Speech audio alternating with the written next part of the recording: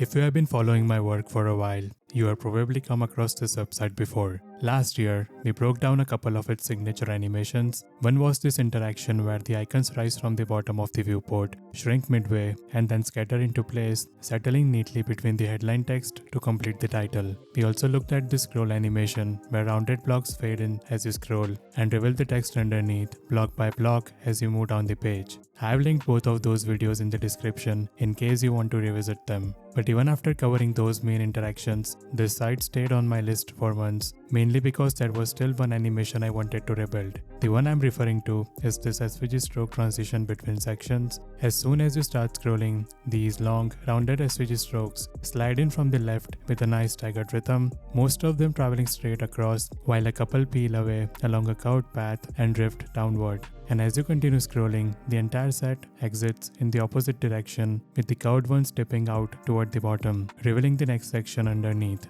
This year, I have been experimenting more with SVG based motion, and this transition felt like a good challenge to try recreating. So over the weekend, I spent some time putting together a small scroll experience that captures a similar feel. It took a bit of work, creating the paths in Figma, figuring out a clean HTML structure for laying everything out, and fine-tuning the timing so all the strokes move in a way that feels consistent and cohesive. In this video, I'll walk you through how to build this kind of SVG stroke transition using HTML, CSS, and JavaScript powered by GSAP and ScrollTrigger. If you find these kinds of rebuilds helpful, make sure you leave a like on the video and subscribe to the channel if you haven't already. And if you'd like to access the source code for this project, along with hundreds of other similar micro projects and a brand new website template every month, you can check out the Pro membership via the link in the description. Alright, let's jump into the code. Before we dive into code, let's quickly talk about the assets for this project. Since this animation is entirely SVG driven, you will need the SVG strokes themselves. For mine, I created all of them directly in Figma using the pen tool. There are 9 simple straight strokes, 3 for each row, and they are basically just long rounded lines. And then there are 2 additional ones that I modified using the pen tool. These are the curved strokes you saw in the demo, the ones that dip downward as the scroll progresses. You can draft these yourself in Figma. It should take around 10 minutes max, and the process is very straightforward. If you are a Pro member, you already have access to the full project files, so you can grab them directly from there instead. Once your shapes are ready, just right click each stroke and choose Copy as SVG. I'll paste them into the HTML in a moment, but I wanted to walk you through this part first so you know exactly where these SVGs are coming from when we start adding them into the markup. That's pretty much all we need for the assets. Let's move on to the HTML.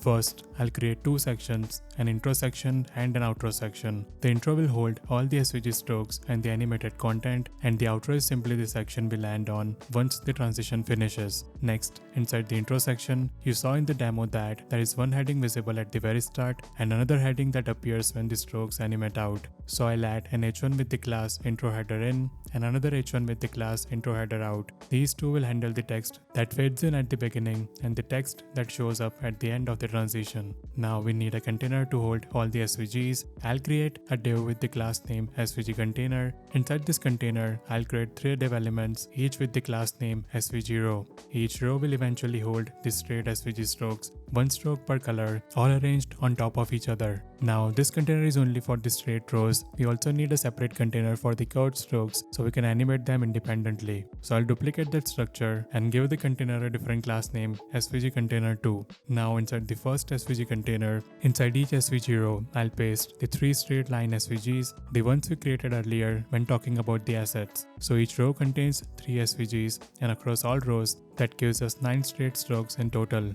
One important thing, as you can see, I'm also giving a unique ID to each SVG here based on the row. We'll later use these IDs to define the order in which the strokes animate. For the second container, the first and third SVG row will stay empty because the curved strokes only sit in the middle. So in the middle SVG row, I'll paste the 2 curved SVG paths, the ones that bend down and exit toward the bottom in the animation. That's pretty much the entire SVG structure. Finally, inside the outro section, I'll paste 1 more h1 with some placeholder text, just so the ending section doesn't look empty when we scroll into it. And that's all we need for the HTML. Let's jump into the styling next.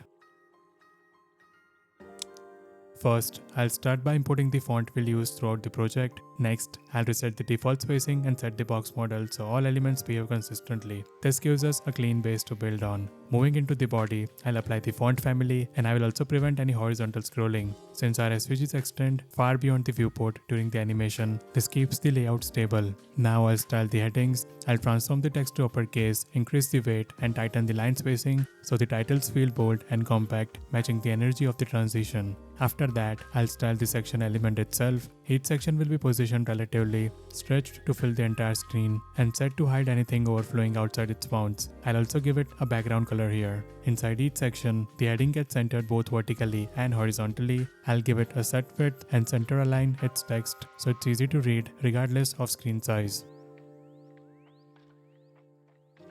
Next, I'll hide the second heading in the intro by default. This will be the text that appears only after the SVG strokes animate out. Now, I'll define what happens when the intro section switches to its out state.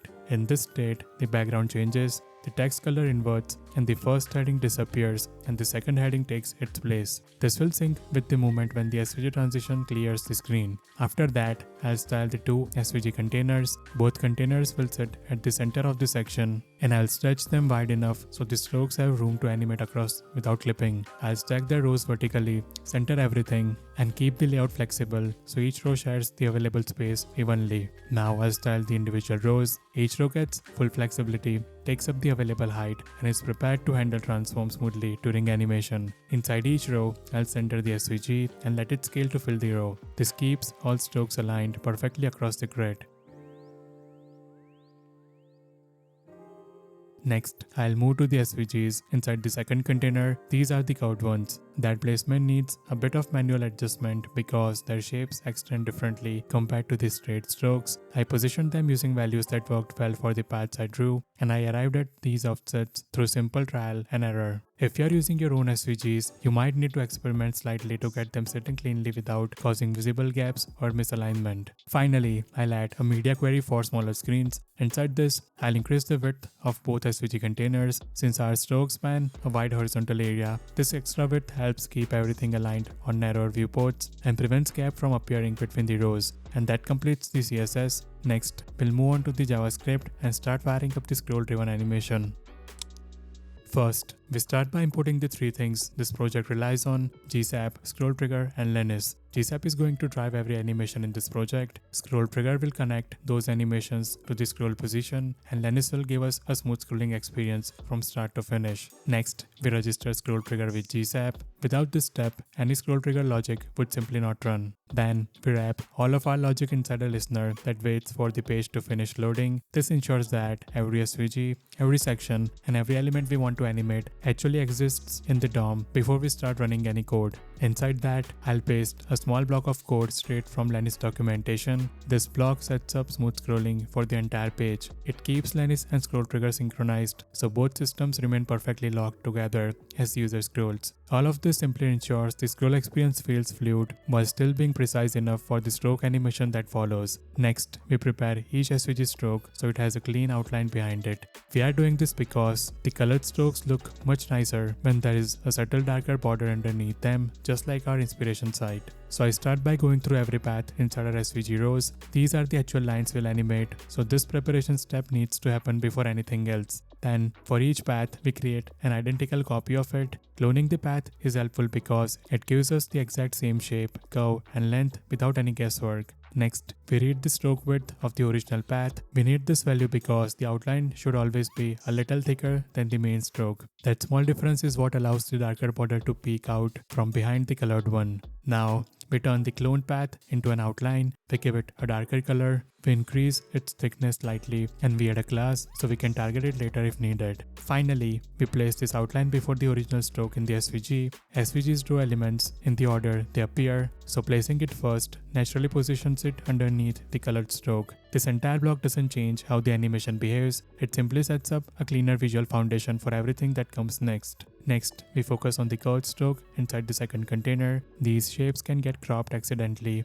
depending on how they were drawn in your design tool. So we need to make sure that internal view boxes have enough breathing room. First, we loop through each curved SVG and read its current viewbox setting. The viewbox basically defines the visible window for the shape. Then, if that window feels too tight, especially vertically, we gently shift it and expand it so the entire curve stays visible. The reason we do this is simple. The curved strokes tape differently compared to the straight ones, and without adjusting the viewbox, certain parts might get clipped or cut off during the animation. Finally, once the new viewbox is applied, the curved shapes fit nicely into the overall layout. These tweaks came from a bit of trial and error, and if you create your own SVGs, you may need to do the same. Now we prepare every stroke so it starts completely hidden and ready to animate in. First, we go through all strokes again and measure the full length of each one. Every SVG path has a precise numerical length, straight lines, curves, everything, and we use that length as the basis for the animation. Then, using that number, we set the dash pattern and dash offset to match the total length of the path. What this does is hide the entire line by positioning it fully outside the visible range.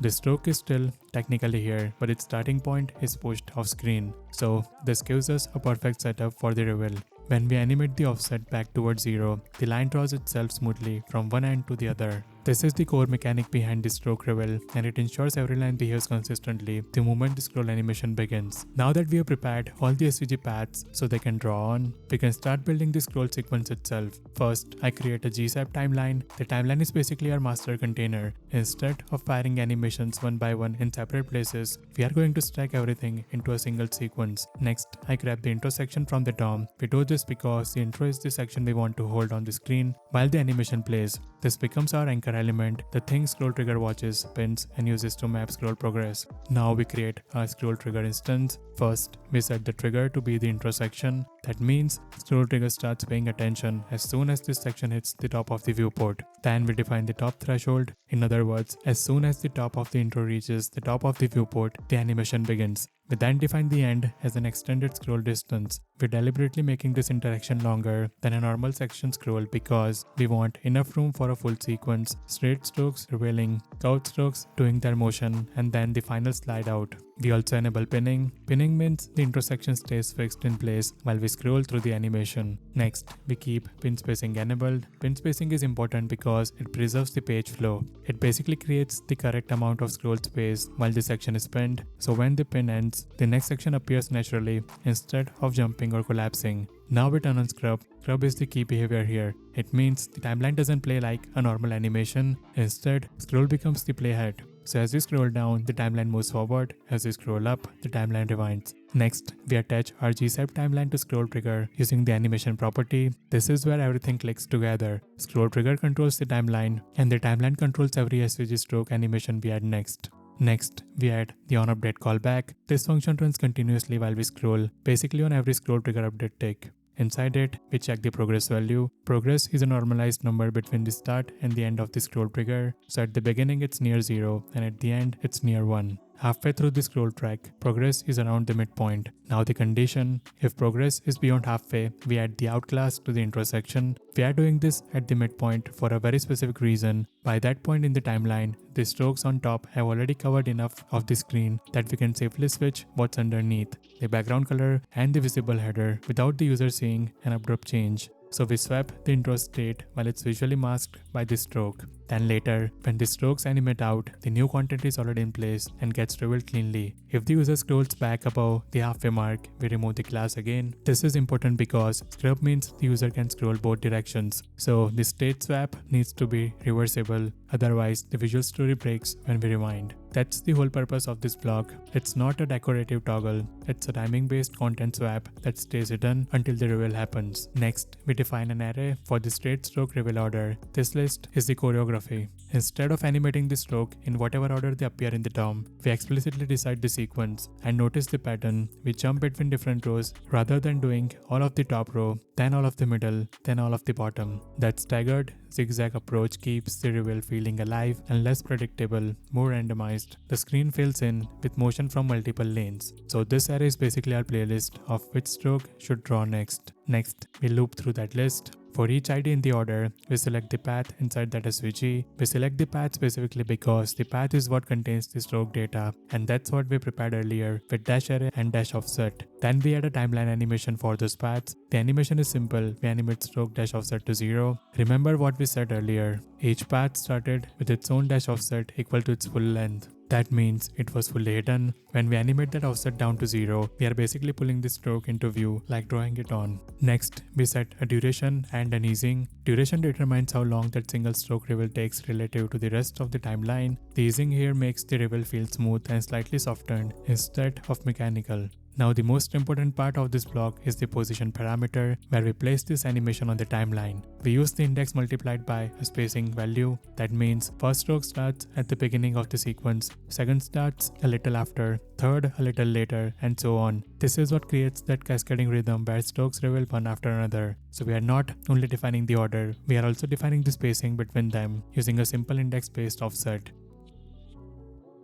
Next, we define the curve strokes in their own array. We separate them because curves have a different behavior. Straight strokes mostly draw on and contribute to the covering phase. Curves draw on and then perform an exit sweep, so they are more like accent strokes with an extra move. Then we compute the curve start time. This is a timeline placement calculation. We want the curve strokes to begin after the straight sequence has already built momentum, not at the very start. So we base the start time on the same spacing logic we used for the straight strokes. We are essentially saying start the curves after we have progressed past the earlier straight reveals. This keeps the animation readable. First, we establish the grid of straight lines, then we bring in the curves as a secondary beat. Next, we loop through the curve IDs. For each one, we select its path, then we calculate the path length of that curve. This is important because the curve has an exit animation that needs to fully clear the shape. If we don't know the true length, we can't guarantee its exit completely. It might stop halfway and leave part of the stroke visible. Next, we calculate the exact start time for each curve. We take the curve start time and then add an offset based on the index. That means curve 1 starts first and curve 2 starts a bit later. So even the curves have their own stagger, which gives them a nice layered feel instead of appearing at the exact same moment.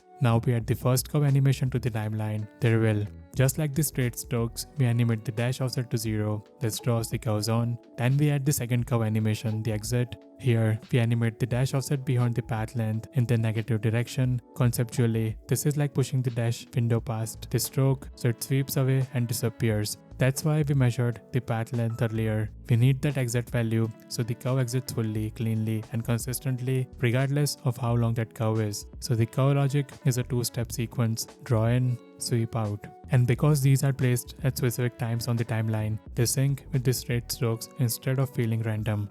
Next, we select the 3 SVG rows inside the first container. We are selecting the row wrappers instead of individual paths because this final move is not about drawing anymore. It's about moving the entire block of strokes out of the frame as a group. This becomes our clear this stage transition. Finally, we add the row slide animation to the timeline. We animate the rows horizontally by shifting their X position using a percentage-based move. We do it with a strong easing so it feels like a clean sweep rather than a linear drift. Then we stagger the rows. Stagger means row 1 starts moving, then row 2 follows, then row 3 follows. This creates a layered peel effect, like the transition is made of multiple sheets sliding away. And then we place this animation slightly overlapping with the previous part of the timeline. That overlap is important because it keeps the motion continuous. Instead of curve finish, pause, row slide, we get a smooth handoff where the transition feels like one connected gesture. And that's the full scroll structure behind this transition. We pin the intro, map one timeline to scroll, reveal the strokes in a controlled order, and then sweep everything away to reveal the next section.